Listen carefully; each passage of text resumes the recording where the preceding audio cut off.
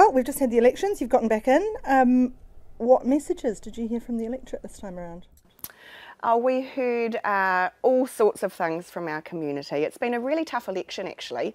There's quite a bit of discontent with public authorities across the board. There's been obviously a lot of quite challenging situations that we've been dealing with as a community over recent years. So I think what I consistently heard was definitely concerns about the proposed Three Waters reform. I think that would have to have been the number one topic that everybody practically raised. And then for us more locally, there's still the ongoing issue of our aquatic centre and what's happening there. That's something that people were asking questions about, and obviously that's going to be a priority for us this triennium. The War Memorial restoration is another one that's close to a lot of people's heart, and of course we've just started construction on that, so that's really exciting. And then other issues, definitely, again more at that national level.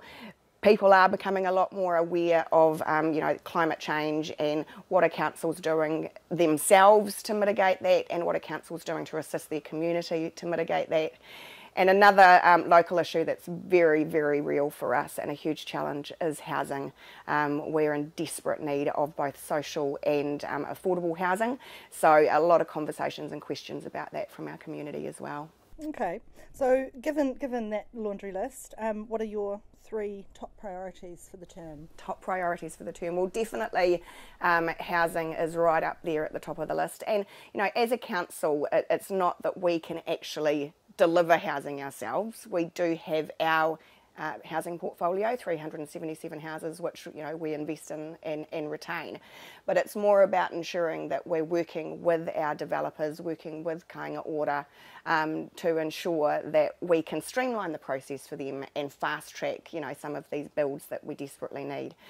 We do have over 200 houses in the pipeline for Marae Nui through Kāinga Ora. We have a fast track application in play for Riverbend Road, which will be over 600 houses, and again that's focused on social and affordable. And then of course we have our mission development, which is sort of going full stream ahead now, and that will be around 800 houses more at the top end, but that does end up freeing up houses more in that mid-price range as people, move through their own personal housing journey. So there's lots happening, and our primary role is to facilitate and make it as easy as possible for our housing developers to be able to do what they need to do. In terms of us here at Council, one project that I'm really excited about is our new library community hub, and I'm not sure if you've been in our CBD and seen that the demolition of the old civic building is well underway. We've got a lot of people in our community who have been waiting, with a bit of impatience, and that's fair enough, for our new library to start being built, and that will be happening at the beginning of 2024 and should be completed, if not close to completed, by the end of the triennium. And another really exciting project that we're doing in partnership with the Hawke's Bay Regional Council and Mana Ahariri is our regional park on Ahariri, on the Presbyterian Drive there. And what we're so excited about that is all about some climate change mitigation. It is about cleansing water from our stormwater system before it goes into our estuary, and we've got really good buy-in from all the people that need to be involved in that, all the organisations, so that's another one that will definitely be progressing over the next 3 years. Okay. Just on the topic of houses, Hastings has been busy building houses. What's their secret sauce? Well, they actually came up with this incredible place-based strategy, and then they went to central government with this strategy and were able to secure quite a bit of funding to assist them with that. And we've been watching what they've been doing, we've been talking to them, and we can use some of the initiatives that they've launched in terms of what we're doing as well. We do know that Kāinga Ora has said that we're going to be a priority area for them in the next few years, which is fantastic. So we definitely are intending to hold them to that. Okay. what do you expect to be the toughest issues that the council will face? The toughest issues will definitely climate change is a biggie. You know, we are a very low-lying area under sea level throughout a huge part of our city. We've got our coastal hazards joint strategy and working closely with the regional council and Hastings on that. So there's some tough decisions to be made around some of those sea level rise issues along our coastlines and what we're actually going to do to mitigate those concerns. Are there going to be requirements on new builds to be higher? Well, Hastings has already introduced that over there, and we aren't impacted quite as much as Hastings. The areas that we actually have residential development that are impacted by that is sort of over West Shore, and it's a small group of houses. So at this point in time, we haven't had any conversations about introducing new housing requirements for any of those areas. Well, and there's not a lot of bare land that could be built on anyway. Right. So I don't think that that's something that will be on the horizon for us anytime soon. Are you really ready to resume at full speed after the election lull? Oh, absolutely. And it's quite frustrating when you're in the election period because you do come to a bit of a grinding halt for a few months. And, you know, we can't afford to lose any time with everything that we've got on our plate. We're really fortunate because we've got 10 out of 12 councillors returning. So, you know, the bulk of our council, and one of our new councillors, Chad Tariha, was the chair of our Māori committee last term, so he's very familiar with our processes and how we operate as well. So we really can just hit the ground running and just get on with it. Okay, so I imagine finding a new chief executive is pretty high on the list. Has that proceeded? It has actually, and it's really exciting. We did our long list yesterday, so we've identified 8 candidates that we'll be doing. Obviously, the recruitment agency, you'll be talking to them a little bit more, and then next week we will be shortening that down to our shortlist of 4 candidates who we will be interviewing, and we've set aside a date in a couple of weeks' time to do the interviews.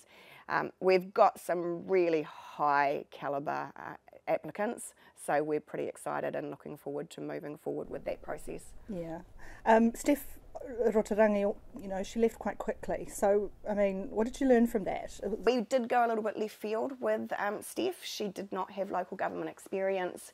It was something that she wanted to pursue. She's very passionate about working for the community, and ultimately she decided that actually local government wasn't for her, and she wanted to return to her roots in fire and emergency, which is what she did, and was offered obviously quite a high level role, which we then allowed her to leave earlier so she could take up that role. And I guess what that has, whether you say taught us, or it's just made us a little bit more hesitant this time to go left field. So one of the, in the brief that we gave the recruitment agency, we have specified that we do want someone with local government experience that's very familiar with the sector, a pair of safe, steady hands, shall I say, just to guide us through particularly the next three years with all of the national reforms that we've got on our plate. We need someone with really good knowledge and experience of those reforms and of the sector as a whole. It's an incredibly important role. Oh, it really is, and you know, I was really thankful when one of our existing executive leaders chose, well, you know, was happy to step up into the acting role, so that's Richard Minike, and you know, it's great working with him at the moment and just, you know, steadying the ship, because it has been unsettling for staff having Steph leave so quickly and then having had interim chief executives. So we're sitting at around 20% turnover at the moment and vacancies of about 10%. Interestingly, you know, I was concerned that that was a little high, but when I was away at Mayor School a couple of weeks ago, that's what I call it, not what it's officially called, but just chatting to the other mayors around the country, and actually they're all sitting at similar levels. And I really do think it is a reflection of the level of uncertainty within the sector at the moment with all of these reforms, and it's only understandable that staff are feeling a little bit concerned, and if other opportunities are coming along in other sectors where they're in all likelihood going to get paid more as well, you know, you can understand why they're choosing to leave. Has this got anything to do with, you know, organisational culture, or do do you think it's just market dynamics? It's both. You know, I'm not going to deny that we've got staff at the moment that are feeling unsettled, and that's only natural when you've had change at our senior leadership level over the last few years. And so we're working really, really hard at the moment to actually provide support, you know, and wrap around our staff and just make them feel assured that, you know, they are the number one priority. So that's going to be a big focus for us over the next 12 months in particular. Napier City Council seems to be at the bottom of the totem pole in terms of securing government funding. So do you want to make any comments around that? We certainly have missed out on some opportunities with government funding over probably, I'd have to say, the last 6 years. If I reflect back to the Provincial Growth Fund, we made applications and the Chief Executive of the time received feedback that he was going down the wrong path. He ignored that feedback.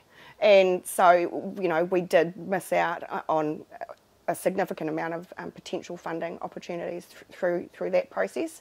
And then in more recent years, again, when you've got a chief executive who potentially isn't that familiar with the sector, maybe doesn't have some of those connections into central government, I think there is definitely, without a shadow of a doubt, an element of who you know, not what you know. So if you've got a chief executive and a leadership team that have some good relationships with our central government departments, they are often more likely to receive funding than other councils that perhaps don't have those relationships. So you're working on those relationships? Oh, we absolutely are, yes. So tell us where you stand at the moment with the Three Waters funding. Three Waters funding in particular. So as you know, as a council, we continue to oppose the Three Water reform in its current state, and you know, we've been advocating as a region for our Hawke's Bay model, obviously, that we've been working on since 2018. So when it came to the better off funding that we were offered from central government, it was a little bit of a dilemma. You know, do we really want to accept this? We read through the conditions that were attached to the funding very carefully and clarified with the Department of Internal Affairs that accepting the funding would not impede our ability to continue opposing the reforms, and we received written confirmation that no, that's fine, you can have this funding and still publicly advocate for something other than the proposed reforms. And so we therefore decided, well, why would we turn away funding of over $6 million that we can spend in our community if it's not going to actually impede us in our ability to continue opposition. One of the conditions of the funding was that you allocated some to iwi capacity and capability, so there is some going to that. There is some going into our inner harbour. We've got a lot of work that needs to be done around our inner harbour, some accessibility projects, and there is some going to do a little bit of the sort of landscaping and outside work required over at our, what's going to be our new library. And stormwater drains in there?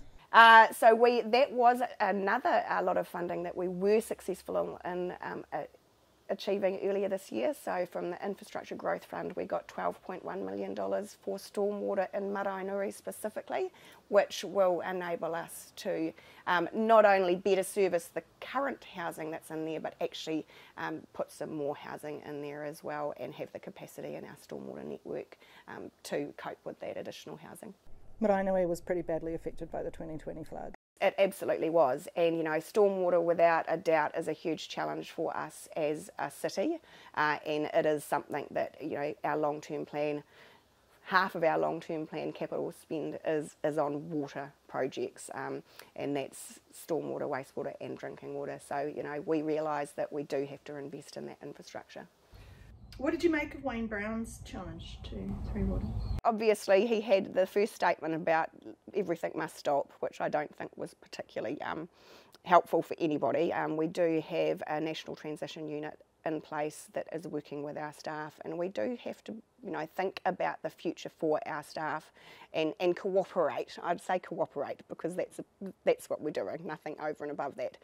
Obviously, we've had just this week Wayne Brown and Phil Major come out with this proposal for an alternative option, and what they're proposing is exactly what we have here in Hawke's Bay been working on since 2018. You know, that is our regional model. So we wholeheartedly support what they have proposed, and we actually are just in the process of drafting a letter to the Minister, which we hope to send off today, essentially supporting what Mayor Brown and Mayor Major have said, and reiterating our desire to have our Hawke's Bay regional model. So we'll see if there's any positive outcome from that. I'm a firm believer in localism, and when you look at local government models around the world, I think Scandinavia for me is a perfect example of where that local based decision making and being smaller councils works incredibly well. And for it to work, there also needs to be a devolution of funding. And ultimately, that's the fundamental issue we have here in New Zealand. We receive 10% of the tax take for the country and are expected to deliver, huge infrastructure based on the level of funding we received. So I think at the core of, resolving some of the issues that we have as local government, it is to look at the funding model, which has been identified in the local government reform process.